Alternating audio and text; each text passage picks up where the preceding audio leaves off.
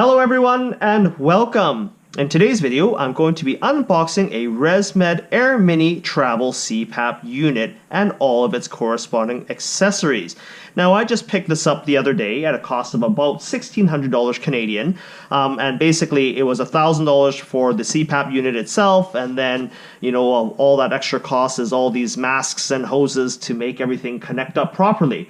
Now the reason why I decided to buy a travel CPAP system is because I really wanted to have a more compact and lightweight CPAP solution to treat my sleep apnea when I'm traveling abroad. And so this is actually my home unit here, and it is a Resmed AirSense 10 Auto Set.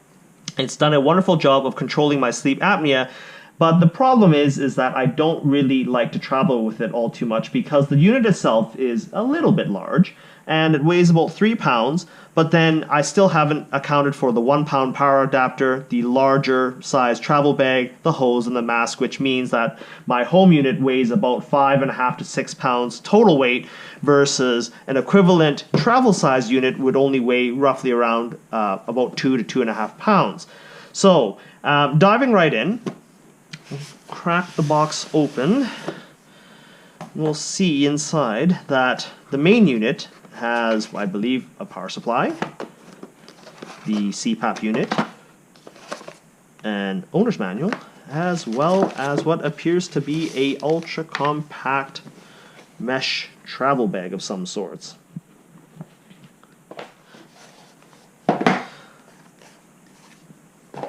Now, power supply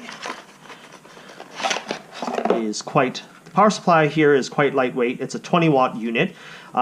It is, of course, a compact wall wart with a 24-volt proprietary connector that connects to the Resmed Airmini only.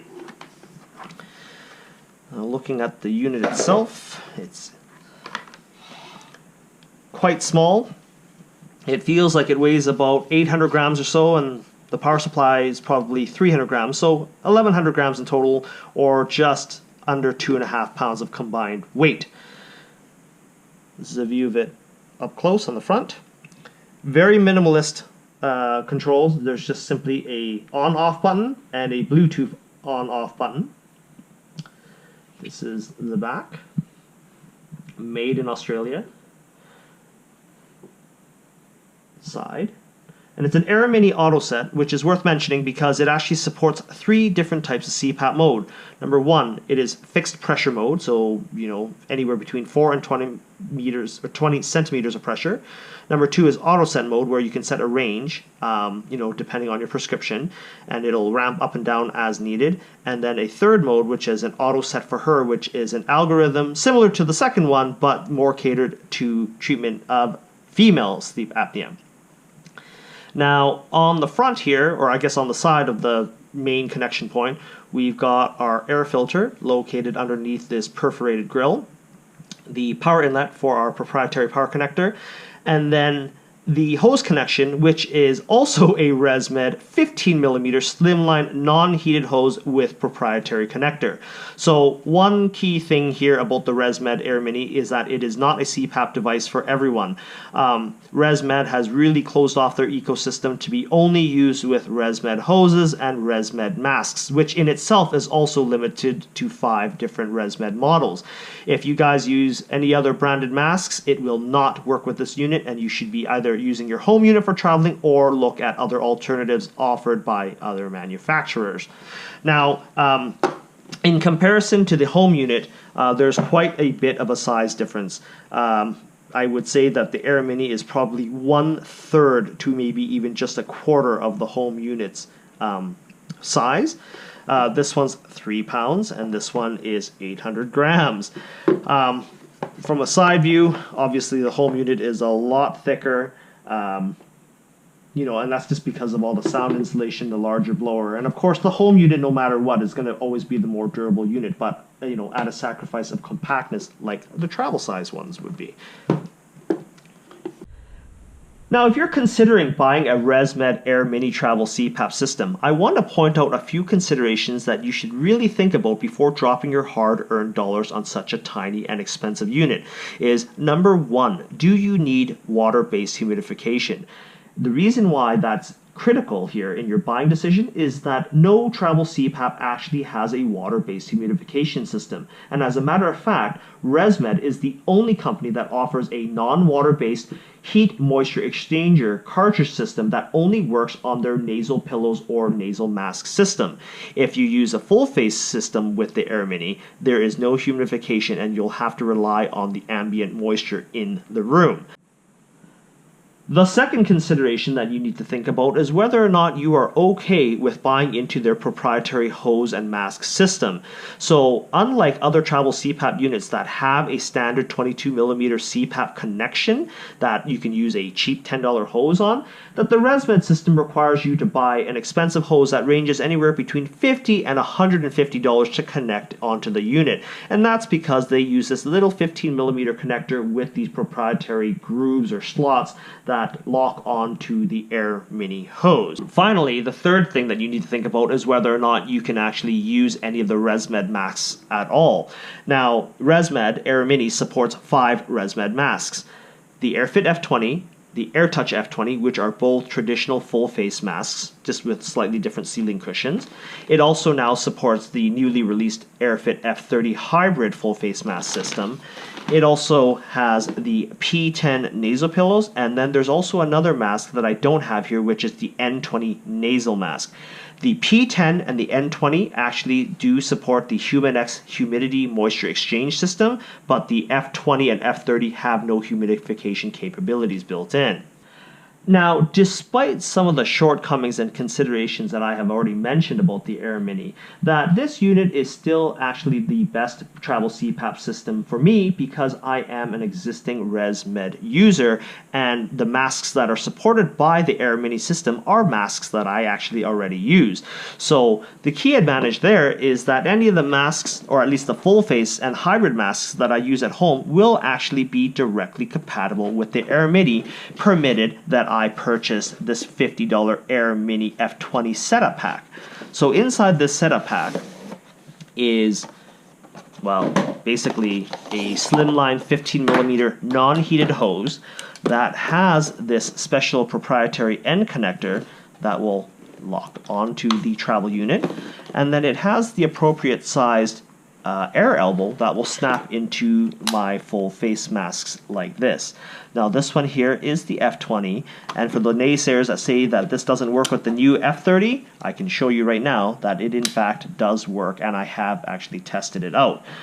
So if you guys are users of a P10 nasal pillow or an N20 nasal mask, that the mask fit pack for the AirMini will cost considerably more, upwards of up to $150 Canadian, because of the way it's designed and the fact that the mask is actually included with the fit pack, unlike that previous F20 that didn't have any masks included in the box.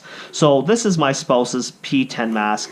They're about $100 for the home unit. You'll see that there's about an 18-inch length of hose that connects onto a standard CPAP hose, and then the diffuser vents are located just below the nasal pillow. Now, for the AirMini Mask Pack P10, this here is $150.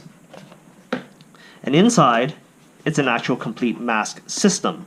So, very similar to the home version, it looks almost the same, but you'll notice that the diffuser vents on the home unit are not the same on the travel version. And that's because of the humidity or the heat moisture exchanger cartridge that will screw onto the end of the short length of the hose here. When you exhale, your moisture in your exhaled breath will go into a cartridge that captures that moisture, and then when you breathe back in, it's going to pull that moisture back in. Now in the mask pack, it will come with the usual medium, small, and large cushions. I don't know if there's such thing as a for her version. You'll have to ask your equipment supplier if they exist. Looking in underneath, you can see that there are 2 humidity cartridges here. There is a waterless HumanX system, and then a HumanX Plus for those that really need that extra moisture. In the bottom of the box, there's also the headgear band retraction clamps if the headgear is too large, as well as the owner's manual explaining how to use this mask pack.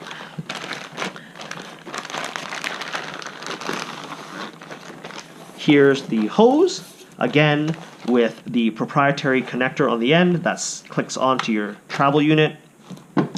And then here is where the differences lie between the home and travel hose system.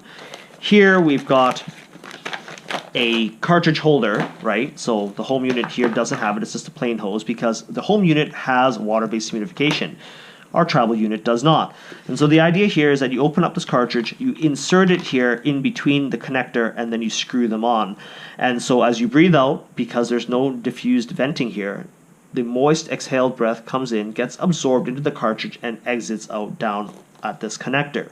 When you inhale air through the CPAP hose, it will then pass over the humidity exchange cartridge and then moisten the incoming air, and then you're basically breathing back in your own moisture. And so again, this entire setup here is $150 Canadian. I don't know what the N20 cartridge or the N20 setup pack costs, but I would assume it's nearly the same price because it's got the same fundamental design principles. So it is worth mentioning here that the humidity exchange cartridges last for 30 days once you've opened them from these sealed packages. The cost of them is about $10 to $12 a piece, and although I don't have any first-hand experience using them yet, that other people have stated online that they do run for about a month's time before the efficacy of them begins to decline rapidly. When you're traveling, you should consider carrying a few spare ones in case you either lose one or they start to lose their effectiveness. Now, I bought the AirMini for travel purposes, and in my travels, it also includes exceptionally long road trips in my car and camping trips where I have no access to 120 volts of AC power. So one of the extra accessories I also purchased for about $100 US or about $160 Canadian is this AirMini DC to DC converter. It's a 65 watt direct DC converter that will step up 12 volts, right, that comes through the cigarette lighter cord and steps it up to the required 24 volts that the AirMini needs to stay powered on. And so on average, one of these AirMinis at 10 centimeters of water pressure requires about half an amp at 12 volts every hour. So a typical deep cycle battery can quite easily run for 2, even possibly 3 days before you need a full charge. All right, folks. So one of the big things or complaints I guess I hear about travel machines reading all the reviews online is the fact that a travel machine is not only really expensive and in Resmed's case uses a whole bunch of super expensive and odd proprietary components, but the main thing is noise.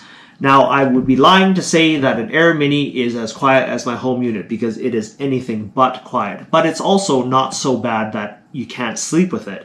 Now, I'm going to do a real crude sound test here where I'm going to take a measurement of the ambient background noise, and then I'm going to do a test with the home unit running using a full face mask at the intake of the unit as well as the exit port on the mask.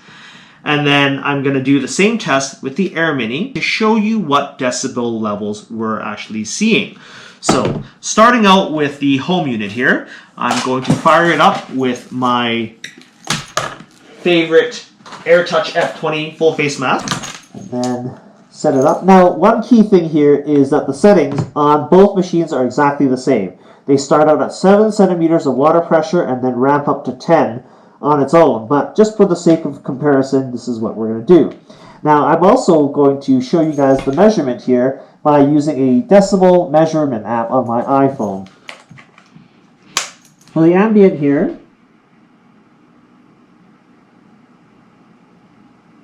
is 39 to 42. Start the unit up.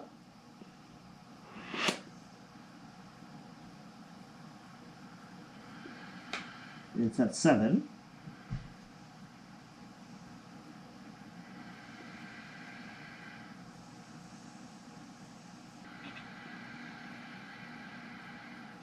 So I'm coming out at about 46 dB on inhale at the intake port of the AirSense 10.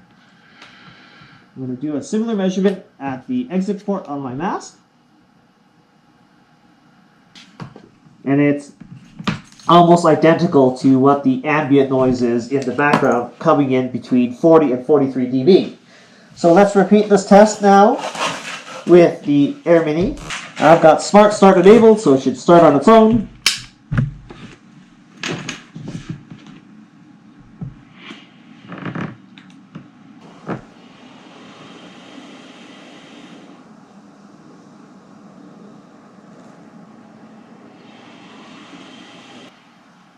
So I'm coming out about 52 decibels. So it is basically 8 decibels louder than the home unit, and it is noticeable. You can hear a whooshing sound.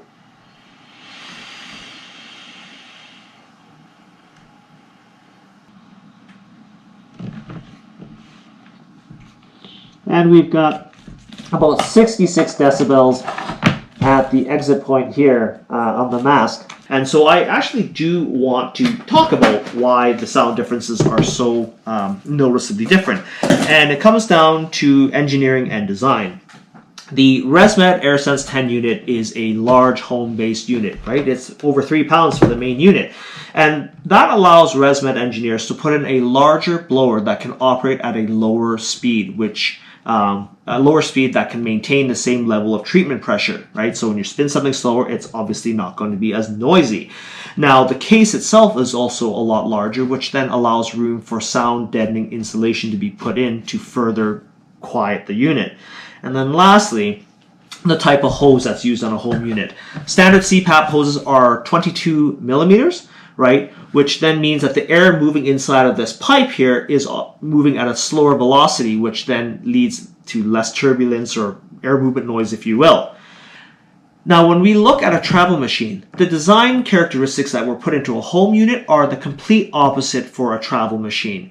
A travel machine's top priority is not being quiet and not having longevity, but rather that it is ultra lightweight and super compact. And of course, that will result in a bunch of components being compromised. One of them being the electric blower motor. The blower in this unit is going to be a lot smaller, which means it has to spin a lot faster to maintain the same equivalent level of treatment pressure. Secondly, the case itself is really small and compact, which means there's no extra room for sound insulation to be wrapped around the blower and the air connector fittings. Third is the type of hoses that are being used. These hoses are not 22 millimeters, they're 15 millimeter, which means that the air velocity inside the tube is going to be moving at a faster rate, which means there's more noise traveling through the pipe. The hoses themselves are also a lighter weight material and therefore will not deaden the sound as well. So there you guys have it. The sound comparison between the AirMini versus the AirSense 10 AutoSet home unit. Not surprisingly, the travel unit is noisier, and for all the reasons of why I explained it previously. The unit is smaller, and therefore there's no room for a bigger, quieter blower or sound insulation, and that actually holds true whether you buy a travel unit from Philips, Transcend, or HDM. They are all the same. They are noisy. Now, that being said, noise was not a key deciding factor when I was trying to find a travel unit. I actually landed on the AirMini specifically for 3 particular reasons. Number 1 is that I am a Resmed user. I use the home unit, and therefore the algorithms used in their CPAP devices works for my type of obstructive apneas. And so therefore, if I'm happy with the algorithm here, then I'm going to be happy with the algorithm on the travel unit because they are fundamentally exactly the same.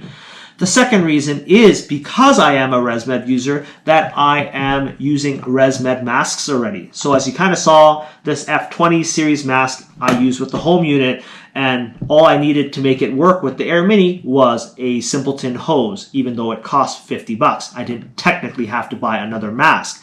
Now, it might be a little bit different if I was a nasal pillow user, which I am occasionally. Nasal pillows, of course, this one is the P10. It locks onto your hose, and then you're off to the races. And unfortunately, you can't do the same using the AirMini. You have to buy the P10 version of it. But the point is that Resmed makes the equivalent version for the AirMini.